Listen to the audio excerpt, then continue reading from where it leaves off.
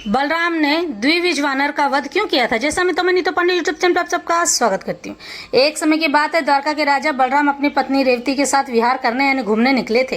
रेवती के साथ अन्य स्त्रियां भी थीं जो कि बलराम जी का गुणगान कर रही थी। सभी बलराम जी के अच्छे पति होने और उनकी वीरता का गुणगान कर रही थी। तभी द्वारका में द्विविज नाम का वानर उत्पात मचा रखा था, जो कि नरकासुर का परम मित्र था और कहता था कि सभी देवों ने मिलकर षड्यंत्र रचा है और मेरे परम मित्र नरकासुर का वध कर दिया है। मैं सबसे बदला लूंगा। वह द्विविज वानर का रूप धारण कर सभी ऋषि मुनियों को सताने लगा।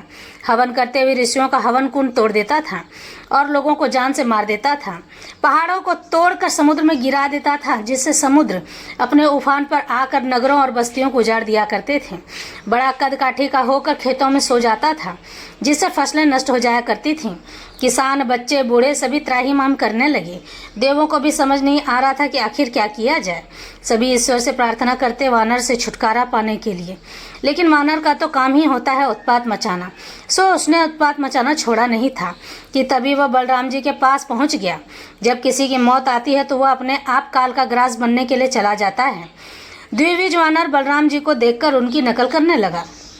जैसे जैसे बलराम जी करते थे वैसे वैसे ही वानर कर रहा था। बलराम जी को गुस्सा आ गया और बलराम जी वानर को पकड़ने लगे। वह बलराम जी को यहाँ से वहाँ भगाने लगा।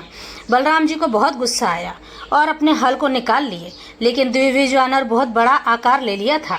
तो बलराम जी ने भी बड़ा आकार धारण कर लिया और उसे तो पहले एक घुसा मारा। फिर द्विविज वानर को गुस्सा आया और उसने बलराम जी को एक लात मारी। तब बलराम जी अति क्रोधित हो गए और अपने पूर्ण बल का प्रयोग करके उसे जोर से उठाकर बार बार पटकने लगे और उसकी मृत्यु हो गई। इस तरह से बलराम जी ने द्विविज वानर का वध कर दिया।